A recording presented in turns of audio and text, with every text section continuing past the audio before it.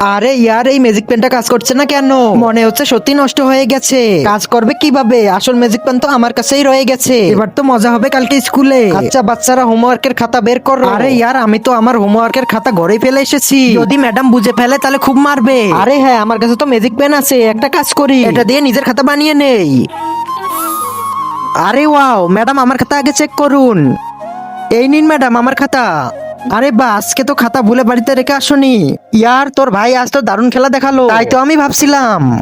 খুশবু, তুমি কি আমার বন্ধু হবে? আগে আমাকে বিটিএস এর চেনটা এনে দাও। আচ্ছা, 1 মিনিট অপেক্ষা করো।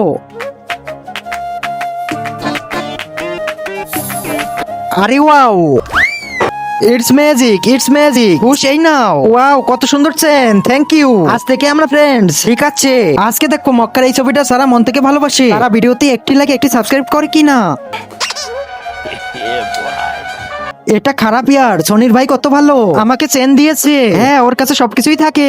আরে ইয়ার, এই মেয়েরা আঁকি সম্পর্কে কি বলতেছে? ওর কাছে অনেক কিছু আছে। ওর কাছে কি ম্যাজিক পেন আছে নাকি? আরে না না, ম্যাজিক পেন তো আমার কাছেই আছে। এই প্রশ্নটা আমি সলভ করছি, আরেকটা তোমরা করবে। আরে ইয়ার, এই প্রশ্নটা তো আমার আসেই না। এই ম্যাডাম তো আমাকে পুরো ক্লাসে অপমান করে ছাড়বে। একটা কাজ করি, এই ম্যাজিক পেন দিয়ে তেলাপোকা বানাই, তারপর ম্যাডামের উপর ছেড়ে দেবো আর ম্যাডাম দৌড়ে পালাবে।